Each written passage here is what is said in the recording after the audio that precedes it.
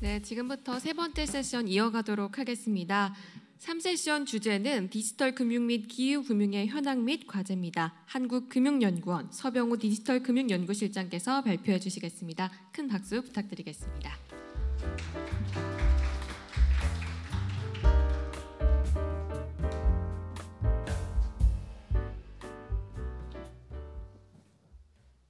네, 안녕하세요. 오늘 주제 발표를 맡은 금융연구원의 서병호입니다.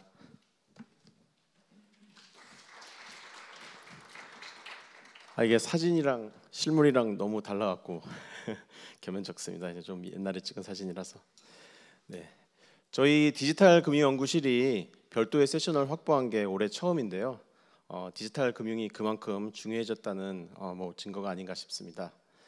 처음이다 보니 아직 미흡한 점이 있을 수 있는데 양해를 좀 부탁드리겠습니다.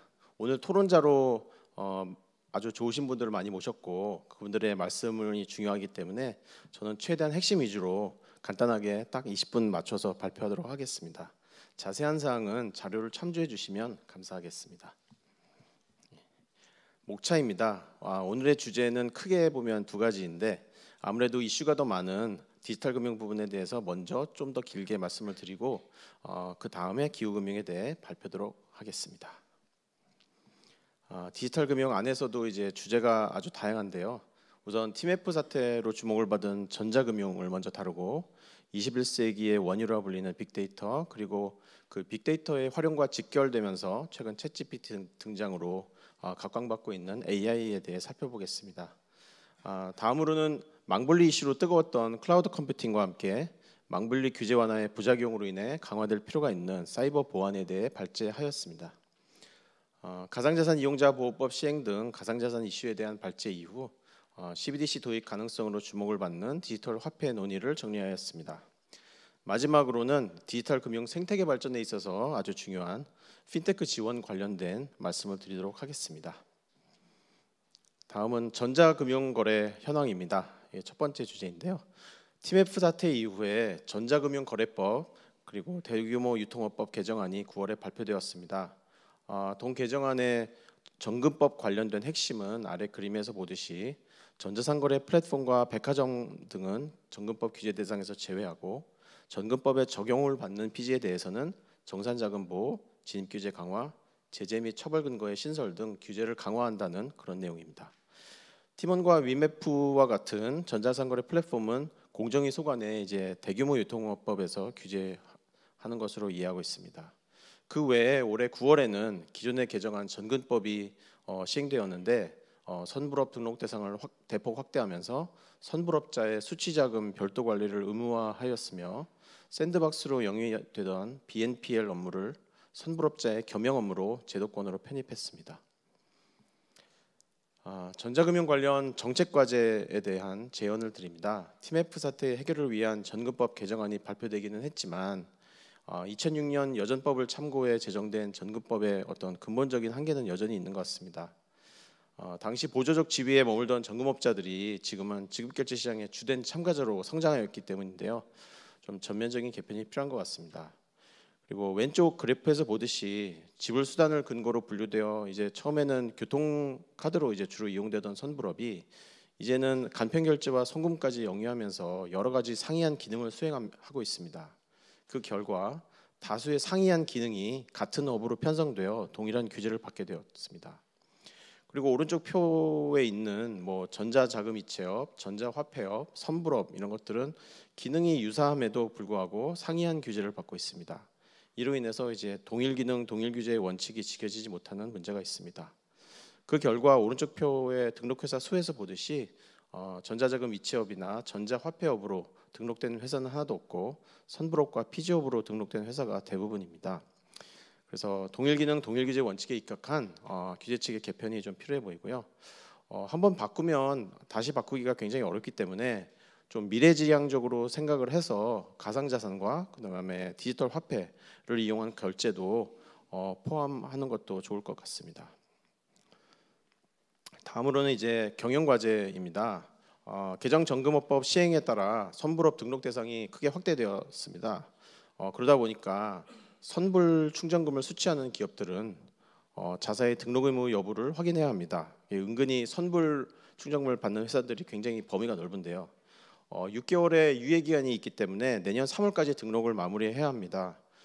자본금 20억 원 등 등록 요건들이 있는데 이거를 구비를 하든지 아니면 도저히 불가능한 경우에는 이제 면제 요건을 충족할 필요가 있겠습니다. 구체적인 사항은 자료를 참고해 주시면 되겠습니다.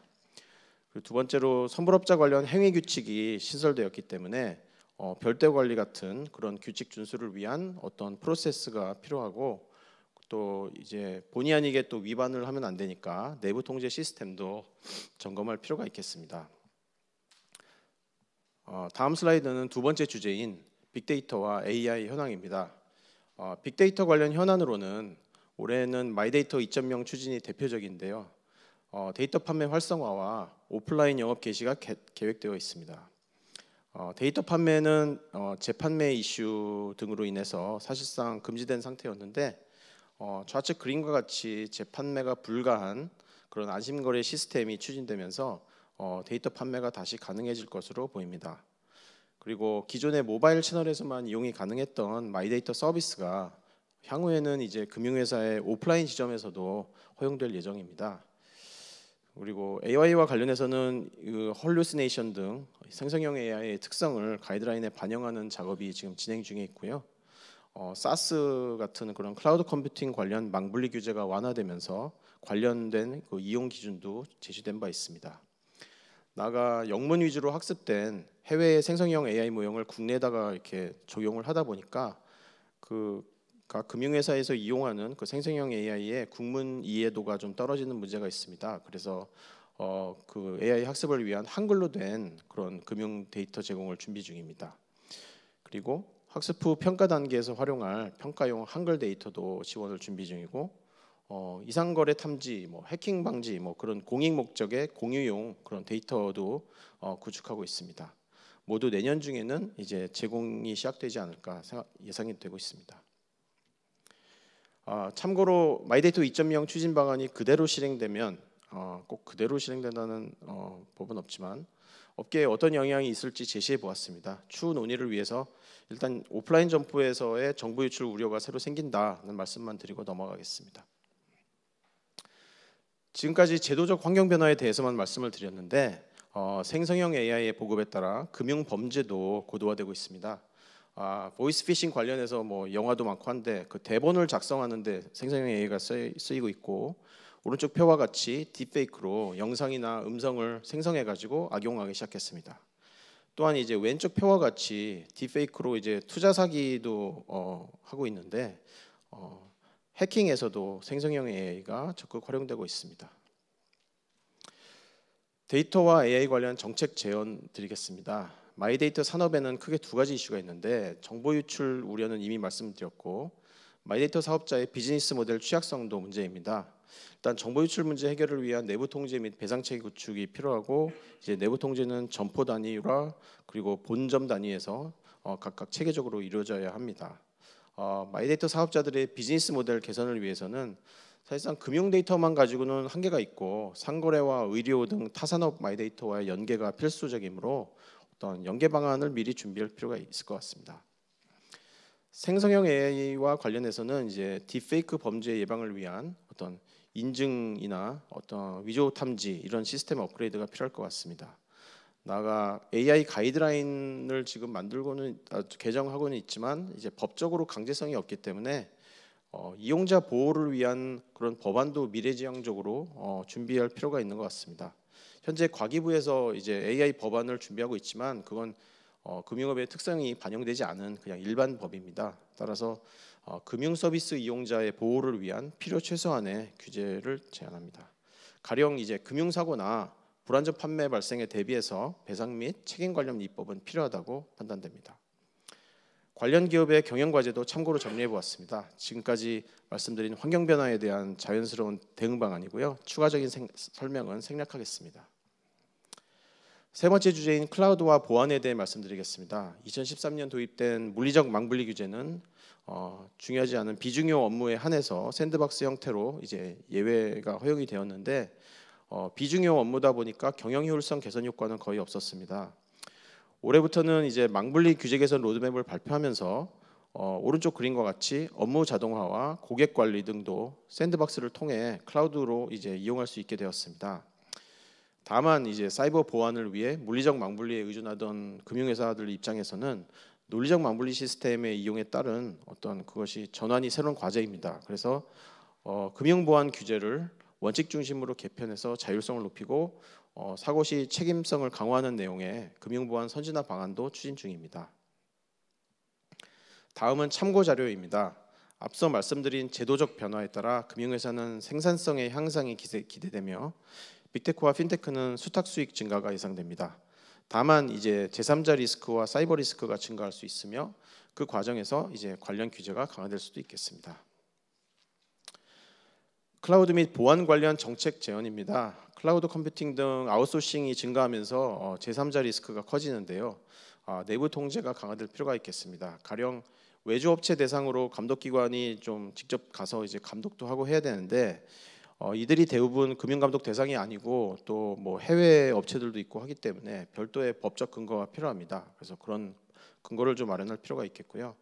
향후 우리나라 금융권도 다른 선진국들처럼 클라우드 의존도가 아주 높아진다면 제3자 리스크를 자본 규제에 반영하는 것도 검토할 필요가 생길 수 있겠습니다.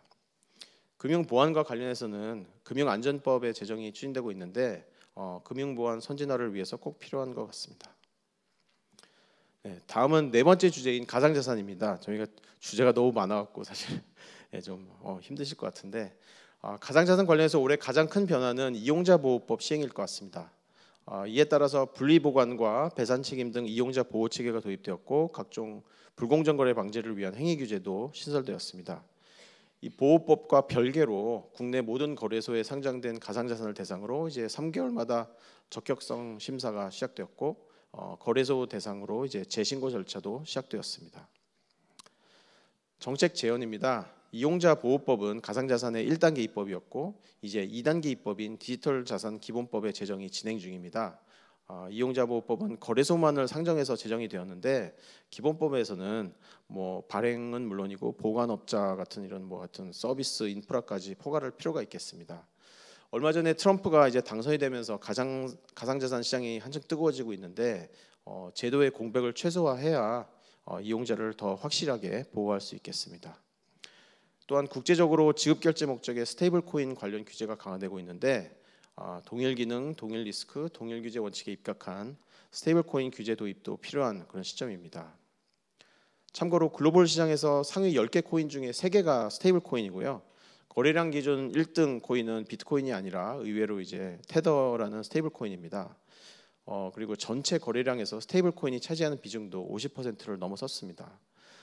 이에 따라서 해외 주요국은 스테이블 코인에 대해 보다 엄격한 발행 및 상장 요건을 적용하고 있습니다. 다음은 5번째 주제인 디지털 화폐입니다. 디지털 화폐와 관련해서 현재 대부분 국가의 중앙은행이 CBDC 관련 연구와 실험을 진행 중이고 범용, 소매용 이런 CBDC보다는 기관용 CBDC에 중점을 두고 있습니다.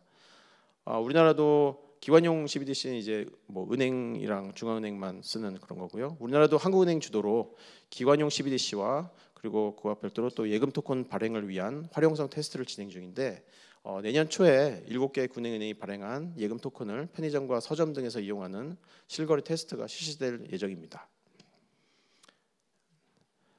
향후 디지털 화폐는 법정 화폐인 CBDC와 은행을 중심으로 한 민간 디지털 통화가 발행되는 그런 체제가 될 전망이고요. 이를 기반으로 각종 지급결제 서비스 업체들이 혁신적 서비스를 제공할 것으로 기대되고 있습니다. 현재 예금 토큰 실거래 테스트에 7개 국내은행이 참여하고 있지만 향후에는 디지털 통화를 기반으로 새로운 비즈니스 모델을 구축하고 민간 업자들과의 협업을 통해서 지급결제 혁신을 주도할 필요가 있겠습니다. 가령 STO와 디지털 화폐 연계도 가능할 것으로 판단됩니다. 이제 디지털 금융의 마지막 주제인 핀테크 지원에 대해 말씀드리겠습니다. 정부는 디지털 혁신을 주도하는 핀테크의 생태계 유지를 위해 각종 지원을 지원하고 있습니다. 문제는 이제 이러한 지원에 있어서 특정 분야를 지정하지 않기 때문에 과거 성공 경험이 많은 지급결제나 자산관리 등으로의 쏠림 현상이 발생합니다. 쏠림 현상은 그 아래 표를 보시면 되는데 공익적 성격이 강한 레그테크, 기후금융, 사이버 보안 같은 데는 이제 기업 수도 적고 투자 유치액도 부족합니다. 그래서 이러한 현상을 보완하기 위해 정부 지원의 차별화가 필요할 것 같습니다. 참고로 글로벌 핀테크 동향을 보여드리면 기후금융과 레그테크를 포함한 ESG 쪽과 그 다음에 사이버 보안 쪽으로의 투자가 활발합니다. 그리고 아직 통계는 반영되지 않았지만 최근에는 생성형 AI를 통한 아까 말씀드렸다시피 사이버 공격이 늘어나면서 관련된 보안 솔루션도 각광을 받고 있습니다. 이상 디지털 금융 관련 발제를 마치고 기후금융 발제를 시작하겠습니다. 네, 현황 전망 과제 순으로 말씀드리겠습니다. 현황입니다. 우선 국제사회에서 공시제도 도입이 진행되고 있습니다. 미국, EU, 영국 같은 이런 선진국에서는 아래 표에서 보듯이 기후금융 관련 의무 공시를 시행 중이거나 시행할 예정입니다. 우리나라는 기업들의 어려움을 감안해서 공시 일정을 2026년 이후로 연기한 상태입니다. 다만 우리나라도 공시기준 초안을 올해 4월에 발표했으며 연말에 최종안이 발표될 예정입니다. 기후금융을 포함한 ESG 사업의 추진을 위해서는 펀드와 채권 등 ESG 금융의 역할이 굉장히 중요한데 우리나라의 경우 ESG 펀드 설정 규모는 좀 커지고 있는데 채권 발행액은 횡보하고 있습니다. 뿐만 아니라 우리나라는 다른 나라들과는 달리 ESG 항목 중 사회적 금융의 비중이 높고 기후금융의 비중이 매우 낮은 편입니다. 이에 따라서 녹색 채권이랑 지속가능 연계 채권 같은 기후금융과 직결된 채권 발행은 좀 부진한 상황입니다. 다음은 전망입니다. 세계적으로 기후금융 공시의 범위가 이제 생물 다양성, 오염, 해양자원 등으로 확대되는 추세라 우리나라도 영향을 받을 수 있겠습니다. 또한 앞서 우리나라에서 발행이 부진하다 말씀드린 지속가능 연계 채권은 국제적인 어떤 전환금융, 그러니까 이제 고탄소에서 저탄소로 이제 공장 같은 걸 바꾸는 그런 전환금융 수요의 증가에 따라 활성화 논의가 진행될 것으로 예상됩니다. 지난주 가장 큰 뉴스였던 트럼프 당선으로 미국 같은 경우에는 친환경 정책이 후퇴할 가능성이 높은 것으로 점쳐지고 있고 그것이 이제 국제적으로 영향을 줄 수는 있습니다. 다만 중국과 미국의 관계를 고려할 때 경제 안보의 수단으로 이제 친환경 정책을 사용할 수 있고 그런 경우에는 그 정책이 크게 바뀌지 않을 수도 있겠습니다. 참고로 우리나라 정부의 기후금융 주도 현황을 정리하였습니다. 기후금융은 당장 수익으로 연결된 사업이 아니기 때문에 정부와 공공기관 역할이 중요하고요. 그래서 아래와 같이 이제 소개를 드렸습니다.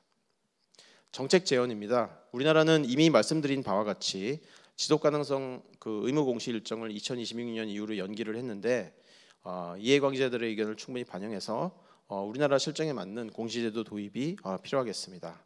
그리고 앞서 참고 자료에서 보여드린 정책 금융의 성공적 정착도 아주 중요하겠습니다. 나아가 핀테크 지원에서 말씀드린 부분과 관련해서 기후금융 관련 핀테크 육성도 아주 유용할 것 같습니다.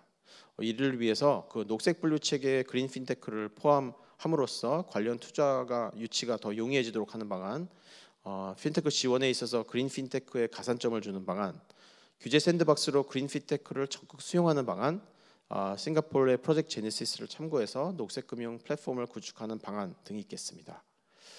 각 기업의 기후 리스크 대응 수준을 평가하는 제도의 도입에 대해서는 현재 TF가 논의 중입니다. 다음으로 경영 과제입니다. 기후금융 성공을 위해서는 금융회사 역할이 중요하기 때문에 금융회사의 경영 과제를 좀 정리해 보았습니다. 일단 처음으로는 그 지속 가능성 공시를 준비할 필요가 있겠습니다. 국내 공시는 아까 말씀드렸다시피 좀 남았지만 금융권을 중심으로 한 여러 국제 이니셔티브에서 금융회사의 탄소 배출량 관리 및 공시를 강조하기 때문입니다. 현재 한 40개 국내 금융회사가 이제 지속 가능 경영 보고서를 공시하고 있습니다. 두 번째로는 금융회사 입장에서 기후금융 공시가 결국은 대출 및 투자 포트폴리오의 탄소 배출량 합계를 나타내는 금융 배출량이고 친환경 금융회사가 되려면 저탄소 기업으로의 대출 및 투자 비중을 높여야 합니다. 다만 이제 너무 급격한 포트폴리오 조정은 혼란을 초래할 수 있으므로 해당 기업과 그리고 금융회사가 받을 영향을 분석해서 단계적으로 조정할 필요가 있겠습니다. 세 번째로는 금융 배출량 공시를 위해 고객의 탄소 배출 정보를 수집하고 분석해야 하는데 이러한 정보를 중소기업 등에 제공함으로써 또 관련된 컨설팅을 할 수도 있고 그러면서 이제 수익을 창출할 수도 있고 마케팅에 활용하는 그런 방안들이 있겠습니다. 네, 장시간 경청해 주셔서 감사합니다.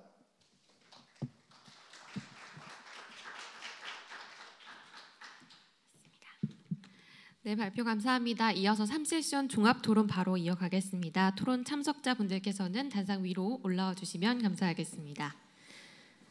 3세션 종합 토론은 한국금융연구원 서정호 선임연구위원께서 진행해 주시겠습니다.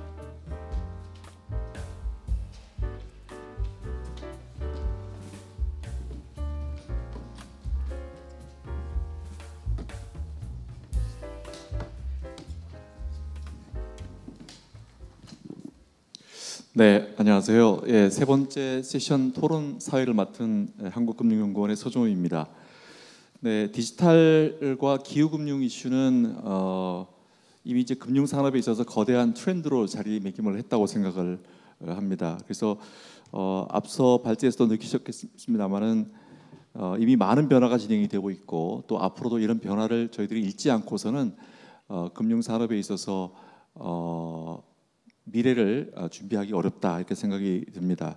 그래서 이런 격변의 시기에 이 분야에서 해안을 주실 6분들을 모셨습니다. 그래서 간단히 소개를 해드리도록 하겠습니다.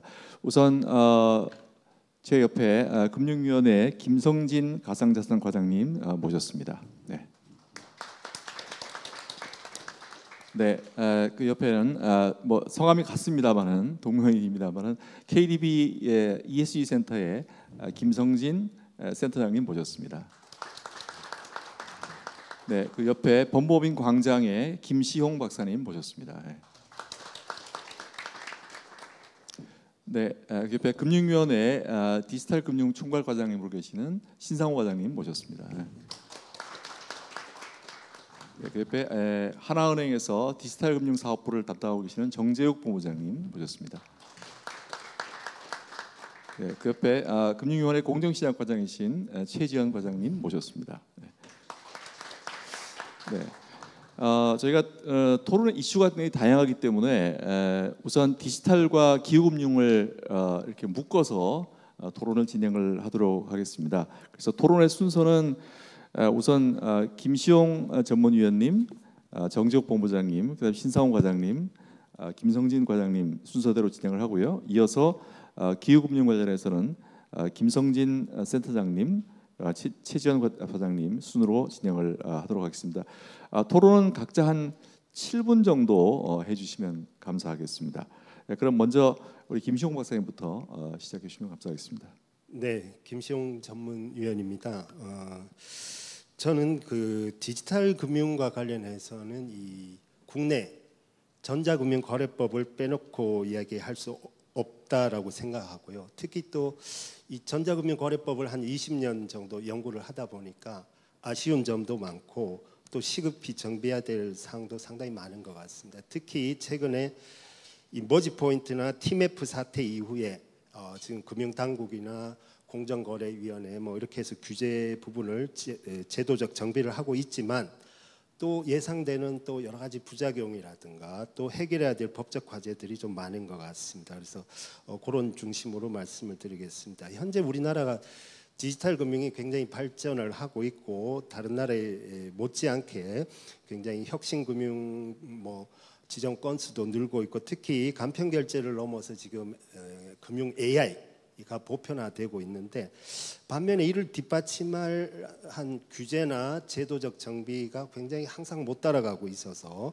금융 상품과 서비스를 내놓고 싶어도 항상 규제 당국의 눈치를 봐야 되는 그런 상황이 참 많은 것 같습니다. 특히 전자금융거래법은 17년이 됐지만 사실상 이게 용어 자체도 낡았고 이 디지털 금융을 과연 뒷받침할 수 있는 법인가라는 게 의문점이 많이 듭니다. 특히 사고가 나면 그때서야 임시 정비를 하다 보니까 17년 동안 근본 정비를 못하다 보니까 여러 가지 배상 책임, 건전성 규제, 금융 보안 규제 뭐 여러 가지 이런 것들이 다른 나라에 비해서 상당히 낡고 너무 올드한 법이 돼가고 있습니다. 특히 비유를 들자면 뭐 뉴진스나 로제 같은 불핑 가수들을 17년 전에 옷을 입혀서 뮤직비디오를 찍게 하는 그런 형국이라고 할 수 있겠습니다. 그래서 정비가 시급하고 특히 점검법만 고쳐야 되는 게 아니라 타법, 특히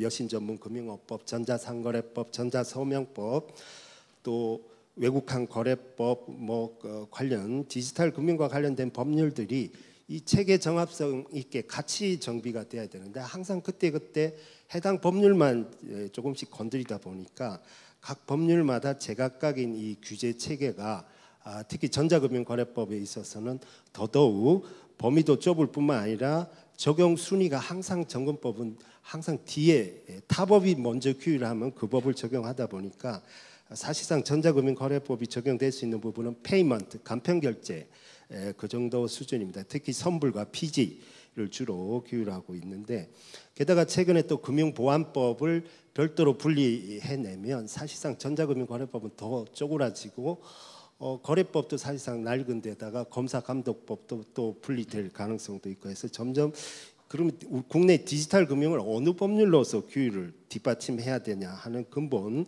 의문점이 들고 있습니다. 특히 전자금융거래법의 이 업종 7가지는 IMF 시대 1990년대 후반기에 시장에서 영업하던 7개 업종을 현재까지도 그대로 유지를 하고 있고 전자지급 수단도 결제 송금이라는 2가지 목적으로 구분을 해가지고 선불, 직불, 후불 이렇게 나누고 있는데 현재는 결제 수단이 융합, 하이브리드 시대로 가고 있죠. 특히 선불도 결제뿐만 아니라 송금, 인출 여러 가지 또 구독권 형태로 아니면 할인권 형태로 기능이 변화되고 있음에도 17년 전에 지급수단 또 업종 규율을 그대로 적용을 하고 있습니다. 게다가 그러다 보니까 동일 기능, 동일 규제 이슈는 끊임없이 발생을 하고 있고요. 특히 배상 책임에 있어서는 과연 이용자 보호법으로 태어난 이 전자금융거래법이 전자금융 사고에서 이용자 보호에 과연 기능을 하는가에 대해서 근본 의문이 있고요. 그 다음에 크로스 보더 특징인 이 디지털 금융에 있어서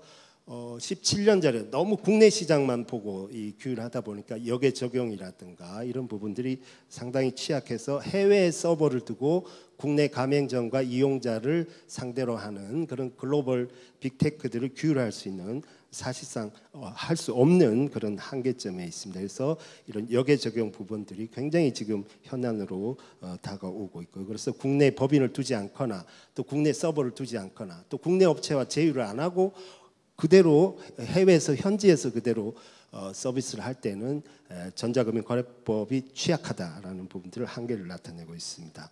물론 최근에 혁신금융 서비스를 통해서 조금이나마 스타트업들의 어떤 숨통을 트여주고 있지만 임시 방편에 불과하고 근본적으로는 법 제도 정비를 해서 근본적인 숨통을 트여줘야 된다는 게 제 생각입니다. 특히 이 머지 포인트와 TMF 사태와 관련돼서 어떤 시사점으로는 이 머지 포인트나 TMF 같은 대형 사고가 터져야 사실 전자금융거래법 제정도 인터넷 뱅킹 해킹 사고가 터졌기 때문에 그 법이 제정이 됐는데 또 그 뒤로 근본 정비가 이번에 TMF 사태와 머지 포인트 사고가 터져야 규제 정비가 이루어지는 게 상당히 아쉽습니다. 그래서 이런 사고가 터지면 임시로 정비하는 이런 형태로 가다 보니까 근본적인 제도 정비가 안 이루어져서 글로벌 스탠다드에 뒤처지고 유럽의 PSD2나 일본의 자금결제법 또 중국의 인민은행에 있는 각종 규정들보다도 못한 어떤 규율 체계가 바로 현재 우리나라 전자금융거래법입니다. 특히 머지 포인트가 사태가 터지고 나니까 또 선불업을 너무 촘촘하게 규제를 하는 바람에 소규모 업자 중에 가맹점이 2개가 되고 분기당 잔액이 30억만 넘어도 선불업 등록을 하고 망분리 규제라든가 각종 규제 준수 비용을 부담해야 되는 이런 불합리성이 발생하고 있습니다. 반면에 수천억의 잔액이 있는 스타벅스 같은 대형 사업자들은 자기 발행령이라 해서 선불에서도 아예 빠지게 되는 규제 형평성 문제가 발생하고 있고 이용자 보호 측면에서는 이런 부분들이 과연 규제 적합성에 해당이 되는지를 좀 판단을 할 필요성이 있습니다. 선불도 기능이 아까 결제 용도로만 현재 정금법이 보고 있는데 송금, 인출, 그다음에 구독권, 할인권 형태로 다양하게 하이브리드 형태를 진화하고 있기 때문에 거기에 맞는 어떤 선불 규율 체계가 만들어져야 됩니다. 마지막으로 이 TMF 사태와 관련해서 현재 금융위와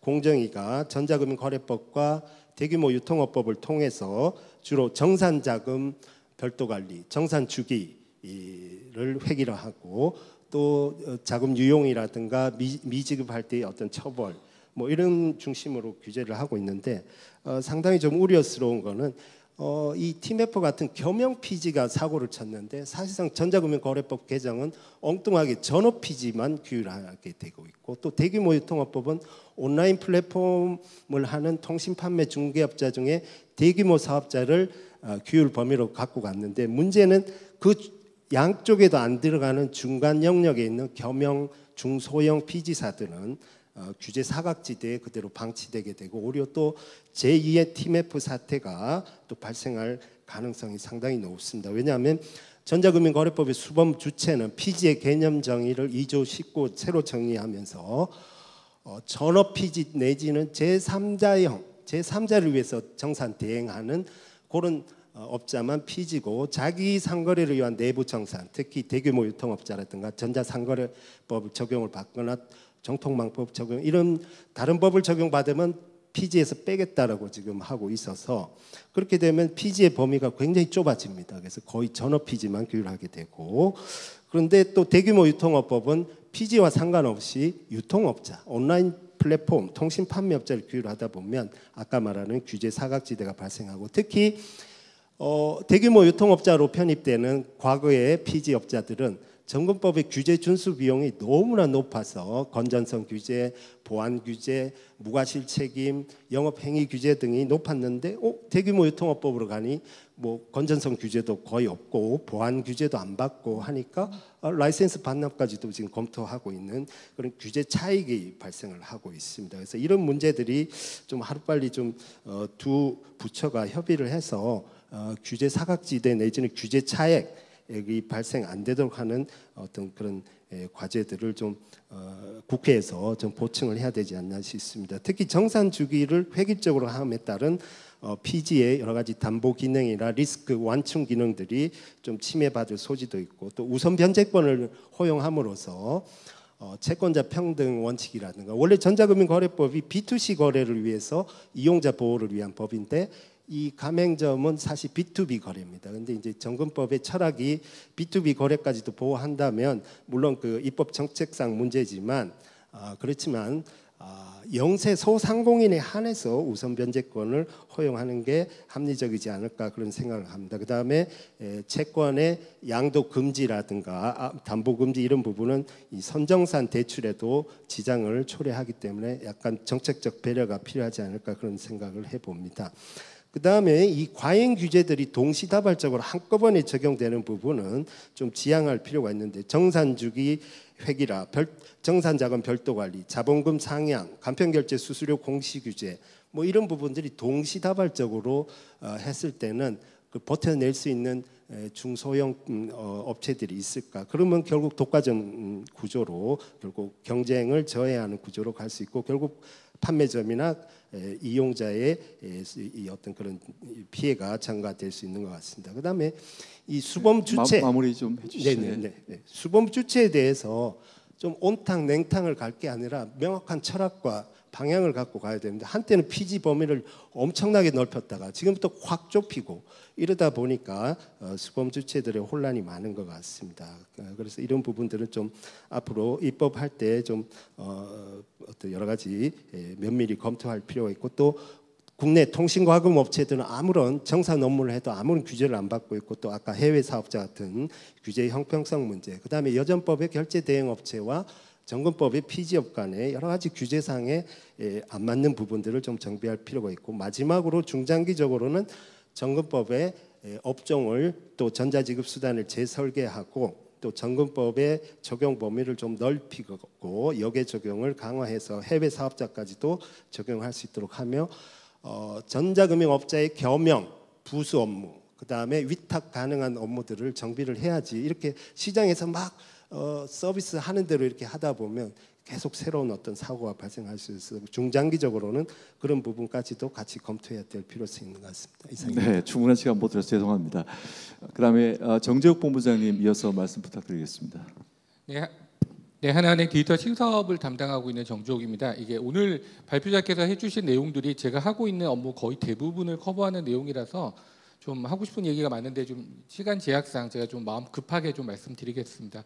우선 마이데이터 2.0 관련해서 발표자께서 얘기해 주신 대로 지금 이제 옵트아웃 방식이고 그리고 오프라인 허용까지는 저희가 어느 정도 긍정적으로 바라보고 있는데 지금 이제 디지털 헬스케어라는 걸 하기 위해서는 아무래도 의료 데이터에 대한 문제가 꼭 필요하고요.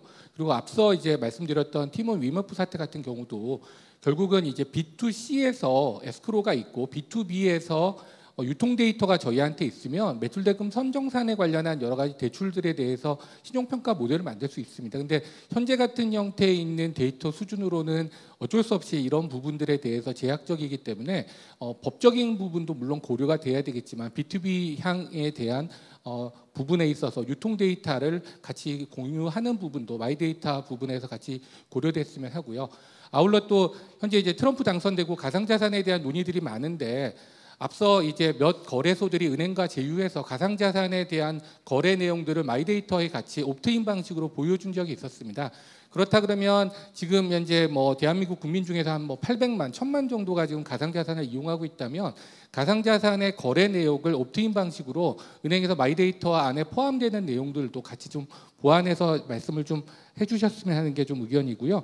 가상자산 말씀 이제 드리는 김에 이제 현재 1단계 투자자 보호법이 들어왔고 2단계 이제 디지털 자산 기본법에 대한 고려가 되어야 되는데 미국의 경우를 보면 비트코인 ETF가 허용됐을 때 항상 따라왔던 게 결국은 커스터디입니다. 미국의 이제 커스터디법이라는 게 신탁업이라는 금융업자 라이센스를 통해서 커스터디 사업자들에 대한 신뢰를 확보하는 부분이 있습니다. 현재 있는 가상자산 사업자 신고라는 VASP 상으로는 좀 아쉬운 점이 있고요. 이번에 2단계 입법에서는 금융에 대한 부분으로서 신탁업 라이센스에 대한 고려까지 좀 같이 했으면 좋겠다라는 말씀을 드리고요.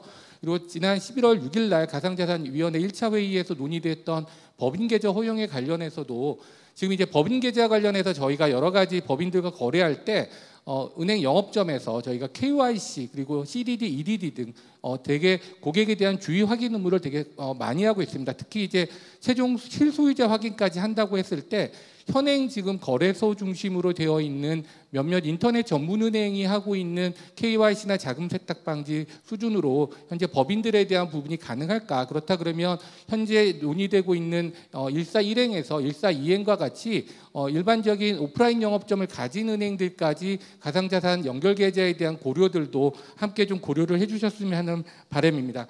그리고 가상자산 얘기 관련해서 이제 스테이블 코인 부분도 아까 발표자 얘기대로 대부분의 거래량을 차지하는데요. 스테이블 코인들에 가지고 있는 몇몇 그 코인들이 해당하는 국가들에 대한 통화를 중거하고 있는데 이 부분이 이제 저는 제일 걱정되는 게 한국에 들어와서 그게 어떻게 환류됐을 때 한국에서 운용되고 있는 기본적인 스테이블 코인하고 어떻게 충돌이 될 거냐, 이게 종속이 될 거냐에 대한 고민이 있습니다. 그렇다 그러면 이번에 디지털 화폐에 대한 고민이 CBDC에 대해서 저희가 실증 테스트를 통해서 B2C 거래까지 하는데 예금 토큰에 대한 부분까지 좀 고려돼서 이 부분이 좀 확대돼서 좀 같이 고려가 되었으면 합니다. 3분 정도 남았는데요. 제가 이제 마지막으로 이제 생성형 AI 때문에 좀 시간을 좀 많이 좀 빨리 좀 썼고요. 생성형 AI 관련해서 저희가 기본적인 POC 관련한 여러 가지 작업을 할 때 제일 어려운 부분이 첫 번째는 해외 유명 모델들을 도입을 했을 때 첫 번째 서버가 해외에 있고 그거에 대해서 비금융 정보든 아니면 비중요 정보든 해외에 보내는 부분에 있어서 그게 사스 형식으로 이게 허용이 된다 하더라도 그 이용에 대한 제약성이 분명히 있다라는 부분입니다. 그렇다 그러면 금융회사가 내부적으로 SLLM을 개발할 수밖에 없는데 H백과 같은 GPU를 이제 확보를 하고 그거에 대한 비용을 부담하면서까지 이 부분에 대한 부가가치가 그만큼 있을 거냐에 대한 고민은 있습니다. 거기다가 이제 기본적인 금융 데이터셋들이 마련되지 않기 때문에 저희가 하나하나 이제 내부적으로 그거를 일일이 다 데이터셋을 만들고 하는 프롬프트 엔지니어링과 그다음에 벡터DB를 만드는 작업을 하는데요. 제언을 하나 드리자면 지금 은행연합회나 아니면 한국금융연수원처럼 이렇게 어느 정도 기본적인 금융에 대한 데이터나 지식이나 규정을 갖고 있는 데서 금융권 공동에 대한 어떤 내용들을 가지고 기본적인 벡터DB를 구성을 하고 그 내용들을 각각 금융회사가 본인들의 상품과 서비스를 플러스 알파로 해서 한다 그러면 궁극적으로 고객한테 서비스되는 내용에 있어서도 어느 정도 생성형 AI가 고객한테 어느 정도 챗봇이라든지 형태로서 제공되지 않을까. 그렇다 그러면 그런 여러 가지에 대한 고민들을 같이 좀 금융권 내에서 같이 좀 동반 상승하지 않을까라는 제언을 드립니다. 그리고 이제 이 이용을 하면서 가장 고민됐던 게 이제 클라우드 부분입니다. 클라우드 이게 외산 사업자라고 되어 있는 클라우드 사업자들을 저희가 이용을 하다 보면 이제 대부분의 구독형 부분으로 이용을 하는데 특정 부분에 대해서 저희가 종속됐을 때 이쪽에서 구독형에 대한 비용을 올렸을 때 그거에 대한 비용률들을 계속해서 금융회사 내지는 국내에 있는 회사들이 계속 견딜 수가 있을 것이냐. 그렇다면 이 부분에 있어서도 어느 정도 국내에 있는 클라우드 사업자를 포함한 어느 정도 좀 균형적인 발전이 필요하다라는 생각이 들고요. 아울러 지난번에 그 MS가 뭐 독일에서 있었던 뭐 공항이 폐쇄되고 여러 가지 뭐 공공기관이 했었던 그런 사례처럼 특정 클라우드에 이제 어느 정도 종속됐을 때 발생하는 여러 문제까지 고려됐을 때는 클라우드 하나 자체가 각각의 DR 센터 개념처럼 여러 군데 분산되는 형태에 대한 부분인데 이게 분명히 비용에 대한 이슈까지 같이 고려돼야 될 것 같습니다. 마지막으로 제가 지금 ESG 관련해서 좀 같이 좀 첨언을 드리자면 아까 발표자께서 얘기하셨던 내용 중에서 탄소 배출권 관련의 내용이 있었습니다. 지금 저희가 한국은행하고 같이 KRX하고 지금 탄소 배출권 관련하는 이제 CBDC 내용들에 대한 파일럿이 진행되고 있는데요. 현재 내용인 거는 유통에 대한 저희 파일럿을 하고 있습니다. 근데 이걸 들여다보면 결국 탄소 배출권에 대한 데이터를 생성, 축적, 분석, 활용하는 데이터 전반에 대한 인프라가 없습니다. 그렇다면 생성과 축적을 하기 위한 인프라를 구축하기 위해서는 개인이나 기업들한테 그 내용들에 대한 인센티브를 줄 수 있는 적극적인 정책이 필요하고요. 그래야지만 탄소 배출권이 데이터화되고 그 데이터화된 게 유통업자한테 서로가 교환이 되고 그 교환된 게 향후에는 거래소에서 서로 자유롭게 교환되는 것까지 감안한다고 했을 때 그 부분에 대한 고려도 같이 좀 고려되었으면 합니다. 이상입니다. 네, 1초 남겨놓고 끝나셨어요. 네, 예, 정확하십니다. 아주. 보시는 바와 같이 참 이슈는 너무너무 많은데 시간은 너무 짧고 그리고 이 이슈들이 그냥 저희가 발표하고 토론하는 이슈들만 있는 게 아니고 이게 현업에서 다 고민하고 있는 이슈들이어서 참 앞으로 저희 연구기관이나 또 정책당국의 고민도 참 깊어지는 것 같습니다. 네, 아까부터 굉장히 좀 고개를 숙이고 계시는 우리 신상훈 과장님께서 한 말씀 해주시죠. 네. 예, 금융위원회 신상훈 과장입니다. 김시영 위원님하고 정재욱 본부장님 말씀 잘 들었습니다. 제가 이제 옆에서 들으면서 이제 뜨끔한 내용들도 많았고, 일단 많이 검토를 해야 되겠다라는 말씀, 약속을 드립니다. 일단 디지털 금융에 대해서 이제 가상자산하고 디지털 화폐 부분은 좀 빼고 나머지 것들에 대해서 전반적으로 좀 터치를 해야 될 것 같은데요. 일단 디지털 금융이라고 하면 일단 김시영 위원님이 말씀하신 뭐 간편결제나 간편송금과 같은 전자금융 거래가 있을 거고, 그다음에 이제 전통적 금융기관과 전자금융업자들이 하는 실제 그런 디지털 금융 그런 영역이 있을 것 같습니다. 그래서 그 전자금융을 간략히 살펴보면 최근에 동향이 한 18년 이후에 연간 카드 이용액 같은 경우는 연평균 한 6.5% 정도 상승하는 데 반해서 한 간편결제는 한 40% 이상 매년 성장을 하고 있습니다. 그리고 우리가 그때 은행에 자금을 이체하는 소액결제망 거래 금액만 봐도 한 20년 이후에 연평균 CD 공동망 같은 경우에는 한 연평균 한 30%, 20년 이후에 한 30% 정도 감소를 했는데, 우리가 흔히 이런 간편결제나 이렇게 쓰이는 그 오픈뱅킹은 거의 400% 이상 이렇게 증가를 하고 있습니다. 이처럼 이제 전자금융이 사실 굉장히 이제 커지고 있고 그 중요성도 커지고 있는 것 같습니다.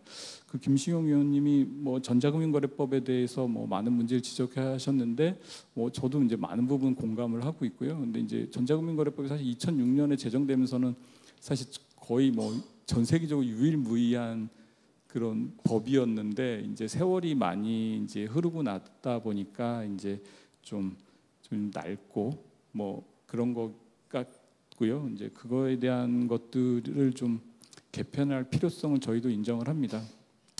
이런 것들이 왜 그랬냐면 기존의 이제 금융제도 하에서는 이런 디지털 금융이나 핀테크가 사실 주변부 어떻게 보면 뭐 이게 메인스트림이 아니고 뭐 후선 업무나 뭐 여러 가지 인프라에 관련된 것들이었는데 지금은 그런 것들이 너무 중요해지고 오히려 이제 이게 중심이 되는 그런 현상이 발생하고 있는 것 같고요. 예, 그래서 이제 그거에 맞춰서 저희도 좀 제도를 개편을 해야 되겠다 이런 생각을 하고 있습니다. 특히 이제 전자금융거래뿐만 아니고 오늘 저기 디지털 금융 현황 및 과제와 관련된 빅데이터 및 AI하고 클라우드 및 보안 관련된 이슈들이 바로 그런 이슈입니다. 그러니까 과거에는 이제 금융회사들이 다 저기 자기가 그 전산 시스템을 가지고서 했었고 그다음에 어떤 망을 사용했고 그랬었는데 이제 더 이상 그게 어려운 거죠. 그러니까 이제 신용 평가하는 것도 뭐 신용 그 CB사의 정보를 받아다가 자기가 이제 레이팅을 했었는데 이제 그게 이제 뭐 AI를 활용한다던가 뭐 빅데이터를 활용한다 이렇게 넘어가는 거고요. 전산 시스템도 기존에는 온프레미스 기반이었는데 이제 이게 클라우드로 넘어간다던가 뭐 사스 뭐 이런 것들이 계속 도입되는 겁니다. 그러니까 이제 그만큼 이제 금융거래가 복잡화되고 디지털 금융도 뭐 단순하게 이제 전자금융의 경우에도 말씀하신 것처럼 전자금융거래법이 처음 만들어졌을 때는 어떤 지급수단을 발행하고 관리하고 가맹점까지 다 관리하는 이런 것들만 생각을 했는데 지금 이런 것들은 전부 다 분업화되고 있고 복잡화되고 있고 저희가 흔히 말하는 게 뭐 언론에서 보면 N차 피지니 뭐 이런 얘기 하고 있지 않습니까? 그래서 이제 그 책임 관계나 이런 것들도 모여해지고 소비자들의 보호는 어떻게 될지 이런 것들이 새로운 이슈인 것 같습니다. 그래서 그런 것들에 대해서는 안정성이나 완결성 같은 것들을 할 수 있도록 저희가 제도 개선을 하고요.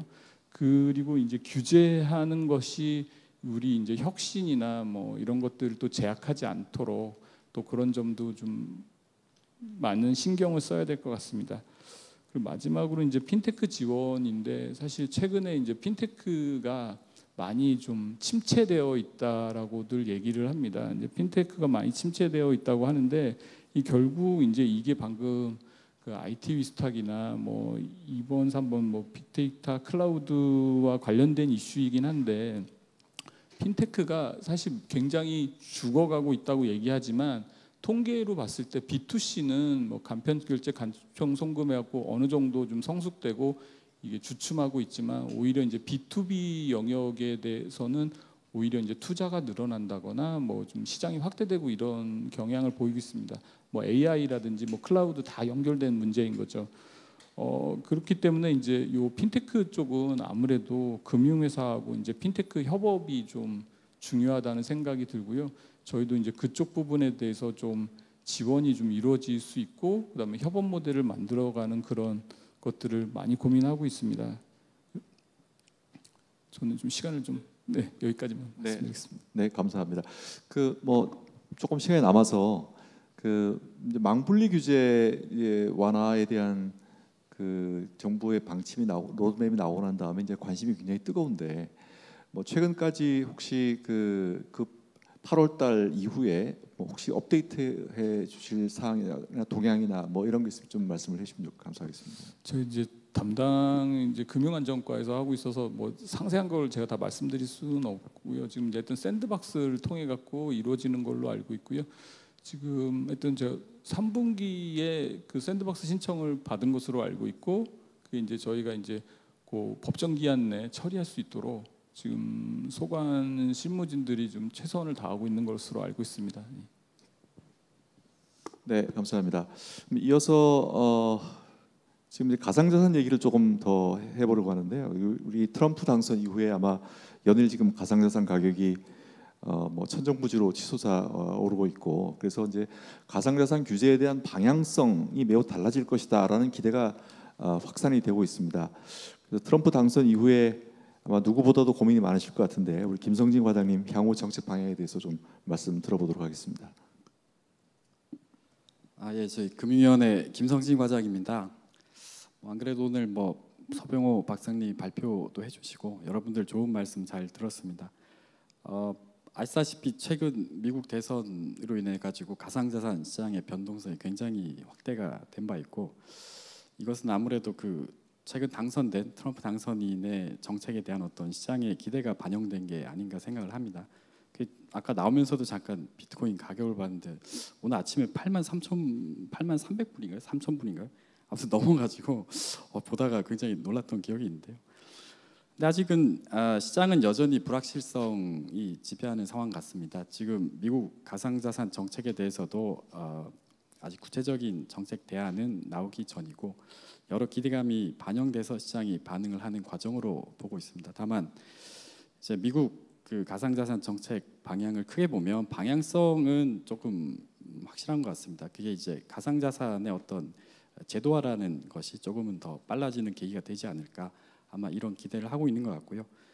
지금도 가상자산 파트에 있어서는 글로벌 규제 체계가 정립되어가는 과정이 있다고 생각을 하고 이번 미국 대선을 계기로 여러 그런 논의들이 좀 더 탄력을 받지 않을까 생각을 하고 있습니다. 특히 이 부분은 아무래도 그 글로벌 규제 정합성이 어느 영역보다 중요하다고 보고 있기 때문에 각국에서 여러 가지 진행되는 규제 상황들에 대해서도 저희가 면밀히 모니터링을 해야 되지 않을까 그렇게 생각하고 있고요. 잠깐 금년도를 좀 돌아보면 일단은 시장의 가장 중요한 변화 중에 하나가 가상자산 이용자 보호법이 시행이 됐다는 점을 좀 말씀을 드리고 싶습니다. 이게 1단계 입법이라고 해서 이용자 보호 파트만 좀 도입이 입법이 된 건데 여기가 나름 그래도 큰 의미가 있다고 저희는 판단하고 있고요. 그동안 법이 시행이 7월 19일 날 됐는데 저희가 이후로는 그 새로운 법에 따른 제도 안착에 일단 정책적인 조안점을 둬왔습니다.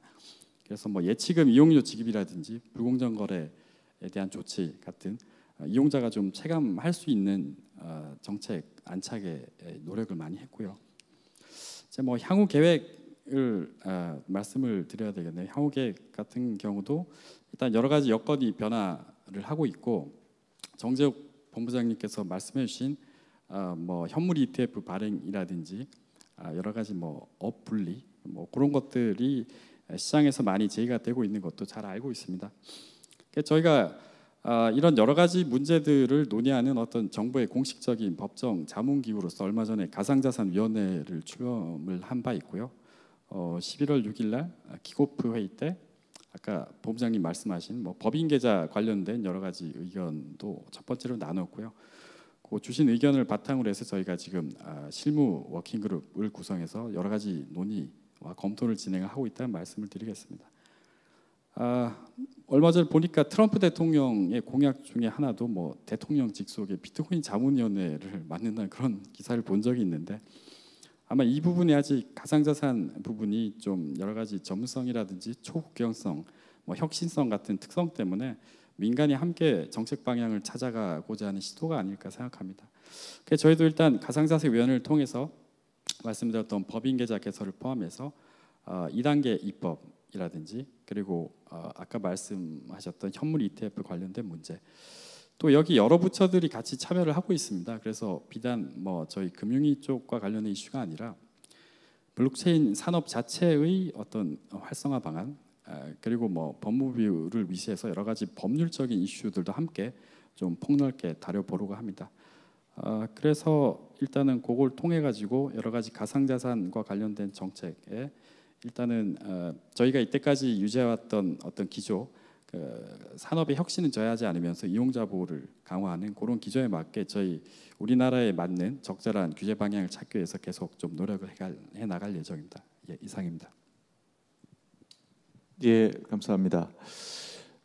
예, 그럼 이제 그 디지털 관련된 이슈들을 조금 마무리를 하고 기후금융 관련된 이슈로 좀 넘어가도록 하겠습니다.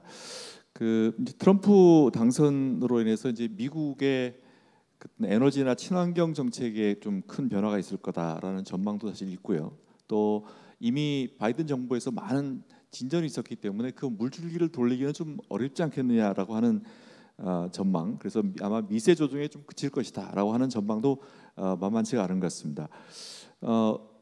이 자리에 지금 그 KDB ESG 센터에 계시는 김성진 센터장님 오셨는데 이와 관련해서 현재 지금 ESG 센터가 어떤 일을 하고 있는지 간단히 좀 설명해 주시고 또 금융회사와 정책당국에 대한 인사이트를 좀 주시면 감사하겠습니다. 네, 산업은행 ESG 센터 김성진입니다. 저희 ESG 센터는 저희 은행이 이제 녹색 금융을 기획하고 상품을 만들고 녹색 분류 체계에 있는 녹색성 적합성 판단이라는 걸 하고 있습니다. 그리고 환경 책임 경영과 사회 책임 경영 이런 것들을 러닝하는 부서입니다. 지금 말씀 주신 대로 이제 기후금융 관련돼서는 국내외적으로 조금 이벤트가 있었는데요. 미국 대선 같은 경우에는 대선 결과에 따라서 이제 미국이 향후에 파리 협약을 탈퇴할 것이냐, 그리고 화석연료 중심의 에너지 정책을 고수할 것이냐, 뭐 이런 것 때문에 아무래도 기후금융에 관련된 속도는 조절이 조금 있을 것 같다라는 예상이 좀 중론인 것 같습니다. 다만 EU 중심에서의 어떤 탄소 규제 강화가 계속 지속되고 있고, 또 글로벌 기후 공시는 또 강화되고 있고, 또 내년도에는 2035년까지 각 국가들이 2035년까지 감축해야 될 국가 온실가스 감축 목표, 소위 NDC를 제출을 해야 됩니다. 그리고 또 국내에서도 보면 우리 얼마 전에 헌재에서 우리 탄소중립 기본법상에 31년도 이후에 감축 목표가 없는 게 이제 헌법 불합치 판정이 났기 때문에 내년도에 또 거기에 관련된 입법 조치가 있을 것이고, 우리나라도 이제 35년까지 NDC를 유엔에 제출을 해야 합니다. 따라서 어떤 미 대선 결과가 기후금융과 관련된 어떤 방향성의 문제를 흔든다라기보다는 어떤 속도의 문제로 귀결되지 않을까라는 게 조금 보통 전문가들의 예상인 것 같습니다. 다음으로 제가 말씀드리고 싶은 거는 기후금융의 특성과 이제 금융기관 간의 이제 역할인데요. 기후금융은 기본적으로 특징을 꼽자 그러면 크게 두 가지로 꼽을 수 있을 것 같습니다. 탄소 중립이라는 것이 기본적으로 우리의 경제 사회 구조를 바꾸는 것이기 때문에 돈이 많이 듭니다. 우리나라 같은 경우에도 뭐 수백조, 수천조 든다라는 연구 결과가 있고요. 다음에는 탄소 중립을 하기 위해서는 새로운 기술을 써야 됩니다. 뭐 예를 들자면 수소라든가 CCUS라든가, 그렇기 때문에 굉장히 리스크가 높습니다. 그래서 돈이 많이 들고 리스크가 높은데 이거를 어떻게 분담할 것이냐, 이게 이제 금융 쪽에서의 이슈인데요. 그러려고 하면 정책금융기관들은 기본적으로 위험 흡수를 하는 모험 자본을 공급을 하고, 그다음에 민간금융기관은 상대적으로 안정적인 금융을 지원하는 게 필요할 것입니다. 뭐 예를 들자면 정책금융기관이 투자나 후순위 대출을 하고 민간금융기관이 상대적으로 안정적인 선순위 대출하는 구조가 되겠죠. 근데 이게 돈이 많이 들고 리스크가 높다 보니 정책금융기관 혼자서는 리스크 테이킹을 하기가 좀 어렵습니다. 따라서 정부에 있는 기후대응 기금과 정책금융기관들의 자체 자금을 혼합한 뭐 소위 말하는 블렌디드 파이낸스가 조금 많이 활성화될 필요가 있다라고 보여집니다. 그리고 내년도에 조금 금융기관 공통의 조금 이슈 있을 것 같은데요. 정부의 이제 기후위기 대응을 위한 금융 지원 확대 방안 중에 미래 에너지 펀드가 있습니다. 이거는 정책금융기관과 5대 시중은행이 공동으로 조성한 펀드인데요. 이거는 이제 신재생 에너지에 대한 모험 자본을 공급하기 위해서 30년까지 단계적으로 9조 원을 조성하는 펀드입니다. 근데 이제 지난달에 1단계 펀드가 한 1.26조 원이 이제 펀드가 결성이 됐습니다. 근데 여기에 왜 우리가 주목을 해야 하냐면, 탄소 중립의 핵심은 기본적으로 에너지 전환이고요. 그 에너지는 기업들이 지금 아리백에 대한 수요도 충족을 해야 되고, 기업들이 탄소 배출량을 공시할 때는 스콥 2, 그러니까 공장을 가동을 하면서 사용된 전력량에 대한 탄소 배출량도 공시를 하기 때문에 기업들의 공시도 줄여줄 수 있습니다. 그리고 대부분의 이제 탄소 중립을 하면서 주요국들이 산업 정책을 쓰면서 기후테크 육성을 많이 하고 있는데, 기후테크 중에서도 이런 신재생 에너지 부분이 또 핵심 분야이기 때문에 우리 산업 정책에도 중요하다. 그래서 내년도에 은행권이 공동으로 조성한 미래 에너지 펀드의 적극적인 사업 발굴과 속도감 있는 투자 집행을 조금 지켜봐야 될 것 같습니다. 그리고 그럼 마지막으로는 전환금융과 포트폴리오 금융 배출량 공시 조금 다 연계되는 내용일 것 같습니다. 전환금융은 기본적으로 지금까지는 녹색이 아닙니다. 하지만 녹색을 가기 위해서 꼭 필요한 금융이고요. 특히나 우리나라 같이 이제 고탄소 산업 구조를 가진 쪽에서는 전환금융이 매우 필요할 수밖에 없습니다. 근데 금융기관 입장에서는 전환금융을 취급할수록 금융 배출량이 오히려 더 늘어납니다. 그렇기 때문에 단순히 고탄소 업종에 대해서 포트폴리오를 조정할 경우에는 원래 취지상의 우리나라의 고탄소 산업을 저탄소를 유도하는 게 아니고 금융지대의 사각지대로 빠질 수 있을 것 같습니다. 그래서 정부에서는 이제 전환금융에 대한 기준을 수립을 해야 되고요. 그게 이제 공시에 연계가 되면 금융 배출량이 많이 발생이 되지만 이것은 녹색금융과 전환금융에 기인한 것이다라고 이제 비중을 공시할 수 있겠죠. 그래서 그런 기준 마련이 조금 필요한 것 같습니다. 보다 근본적으로는 우리가 금융기관 입장에서는 금융 배출량에 대한 어떤 접근보다는 회피 배출량에 대한 접근이 필요한 것 같습니다. 즉 뭐냐면 녹색금융이나 전환금융을 통해서 얼만큼 감축하는 데 기여했었는지를 공시라는 게 조금 더 보다 근본적인 접근 방법이라고 생각합니다. 하지만 거기에 대한 어떤 공인된 방법론과 현재 데이터가 부족하기 때문에 그런 것들의 좀 마련이 필요하지 않을까 싶습니다. 그래서 결국에 이제 기후금융은 탄소 가치에 좀 기반한 기후금융이 조금 필요하다라는 생각입니다. 네, 이상입니다. 네, 감사합니다. 네, 그럼 마지막으로 최치원 과장님 말씀 부탁드리겠습니다. 예, 안녕하십니까. 금융위원회 공정시장과 최채원 과장입니다. 방금 김성진 센터장님께서 기후금융 관련해서 많은 설명을 주셨는데요. 저는 이제 기후금융을 받는 기업의 기후 관련 정보 제공하는 내용 관련해서 말씀을 드리겠습니다. 이제 ESG라고 해서 이제 그 중에 E인데요. 기후 관련해서 이제 정보 제공과 밀접하게 연관된 분야가 공시, 그리고 기후 관련된 평가, 그리고 기후 관련된 인증 부분이 있습니다. 근데 현재 정부는 아직 평가나 인증 관련해서는 적극적으로 개입하고 있지는 않고요. 주로 이제 공시 관련해서 많은 고민을 하고 있는데 관련된 동향을 말씀을 드리겠습니다. 정부는 기후 관련돼서 금융 지원이 원활하게 집행되기 위해서는 투명하고 신뢰성 있는 공시 제도가 연계될 필요가 있다는 점을 인식을 하고 있습니다. 그래서 회계 기준원을 통해서 지속가능성 기준위원회를 설립을 했고 국내 지속가능성 공시 기준 제정을 준비해 왔으며 기업과 투자자 등 다양한 이해관계자들로부터 의견을 들어서 공개 초안을 마련했습니다. 공개 초안의 기본 방향은 크게 네 가지인데요. 첫 번째로 주요국 및 국제기구 기준을 참조해서 글로벌 정합성을 충분히 반영하였습니다. 그리고 두 번째로는 투자자의 니즈를 적극적으로 고려해서 신뢰성 및 비교 가능성이 높은 양질의 정보가 제공되도록 공시 기준을 제정하였습니다.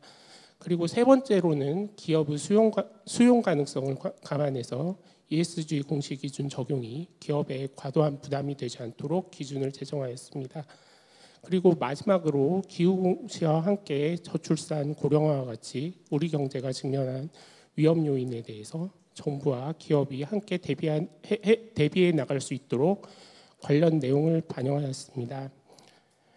이제 공시 기준 공개 초안을 이제 제정한 취지에 맞춰서 이제 좀 이슈가 되는 스코프 3 온실가스 배출량 공시에 대해서는 공시의 의무화 여부 시기 등을 의견 수렴 후에 이제 관계부처 및 기관 협의를 거쳐서 결정하는 방향을 검토를 하고 있습니다. 5월부터 8월까지 4개월에 걸쳐서 이제 지속가능성 공시기준 공개 초안에 대해서 의견 수렴을 했는데요. 이제 국민연금이나 공무원연금 등과 같은 29개 국내 투자자와 함께 노르웨이 국부펀드 그리고 네덜란드 연기금 관리자와 같은 17개에 이르는 해외 투자자가 이제 다음과 같은 의견을 제시를 했습니다. 이제 기후 공시는 필수적이고 그리고 기후가 아닌 다른 지속 가능성 사항에 대해서도 투자자에 똑같이 중요한 만큼 관련 일정 제시가 필요하다. 그리고 스코프 3 온실가스 배출량 정보 측정 및 보고가 어려운 것을 이해하고 있지만 투자자로서 기업이 직면한 리스크를 이해하려면 관련 정보가 필요하다. 그리고 글로벌 자본시장에 일관되고 비교 가능한 지속가능성 정보를 제공하기 위해서 국제기준 ISSB 기준을 채택한 것은 긍정적이다. 그런데 이제 반면에 111개 개별 기업하고 10개의 경제산업단체도 이제 의견을 제기를 했습니다. 먼저 이제 대다수 기업이 이제 기후 공시를 먼저 의무 공시할 필요가 있다는 점에서는 동의하는 의견을 제출했습니다. 이 부분에서는 많은 진전이 있었다고 생각을 하는데요. 근데 이제 공시 기준 내용에 대해서는 여전히 의견이 다양했습니다.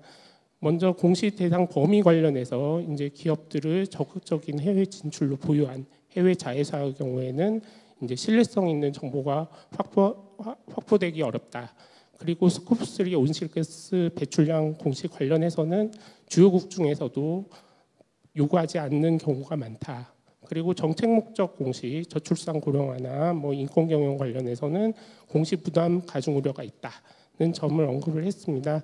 이런 의견들이 이제 종합이 돼서 지난 9월에 이제 금융위원회에서 기업들의 의견을 직접 청취하기 위해서 이제 기업 간담회를 개최를 했는데요. 이제 이 자리에서 개별 기업들은 전반적으로 기후 공시를 우선 추진하는 것에 대해서는 동의를 했지만 이제 보다 명확한 지침과 우수 사례 제공이 필요하다는 의견을 개진을 했습니다. 그래서 금융위원회는 이제 투자자와 기업들이 제시한 다양한 의견 관련해서 이제 정책 목표 달성을 저해하지 않고 기업의 수용 가능성을 제고할 수 있는 부분이 있는지 보다 면밀히 검토를 하고 있습니다. 그리고 관계기관과 함께 기업들의 혼선을 해소하고 공시보고서 작성을 지원할 수 있도록 가이드라인 제공이나 실무진 교육 등도 강화하는 방향을 검토를 하고 있습니다. 이제 저희가 이제 결정 과정에서 많은 고민을 하고 있는데 이제 시행 시기 관련해서 많은 의견이 있는 걸로 알고 있는데 이제 일단 기준도 지금 저희가 검토하고 있는 상황이라서 이제 기존 입장인 26년 이후, 그러니까 26년이 될 수도 있고 27년이 될 수도 있고 그 이후가 될 수도 있습니다. 그래서 그런 부분에서 더 추가된 사항은 현재는 없습니다. 이제 저희가 고려하는 부분은 이제 시행을 하면 당연히 투자자 유용성의 제고에 도움이 될 수 있는 측면이 있습니다.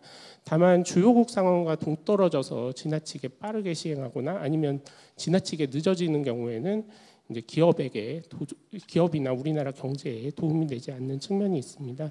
그래서 이런 사항들을 고려해서 시행 시기는 이제 충분한 부처 기관 협의를 거쳐서 결정할 예정이고요.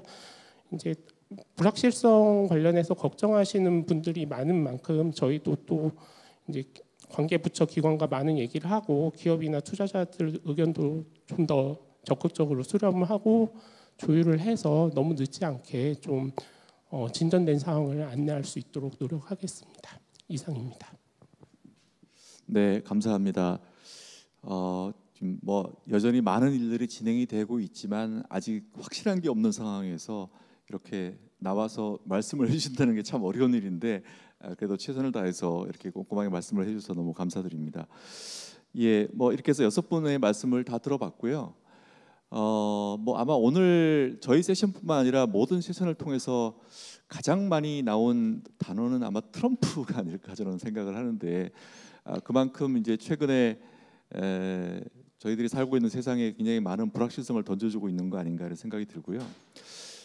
특히 이제 저희 세션과 관련해서는 아무래도 이제 미국의 새로운 정부가 규제 완화를 기치로 내걸고 있는 정부이기 때문에 아마 지금 오늘 토론했던 뭐 AI라든지 뭐 이런 디지털 분야에 있어서도 상당히 많은 정부의 지원과 기존에 있던 어떤 규율의 틀이 바뀌지 않을까 하는 예상을 하게 됩니다. 그러다 보면 결국 미국이 현재로는 디지털 분야에서는 최강국이고 다른 나라와 격차가 굉장히 심해지는데 저희들이 적절히 대응하지 못한다라고 하면 아마 몇 년 후에는 그 격차는 더 벌어지지 않을까 하는 저는 개인적인 생각을 해봅니다. 그래서 오늘 발표 내용도 있었고 토론회에서도 말씀하셨습니다마는 필요한 법률들 빠르게 정비를 해야 될 것 같고요. 또 이런 시기가 어떻게 보면은 또 위기이면서도 그렇게 또 기회가 되지 않을까 이런 생각이 들거든요. 그래서 이러한 변화의 시기에 금융회사들도 좀 새롭게 정비를 해서 이런 위기를 좀 기회로 활용했으면 하는 생각입니다. 예, 뭐 이상으로 저희 세션을 여기서 마무리하도록 하겠습니다. 오늘 발표자, 토론자, 청중 여러분께 감사의 말씀을 드리면서 이 정도로 세션을 마무리하도록 하겠습니다. 예, 감사합니다.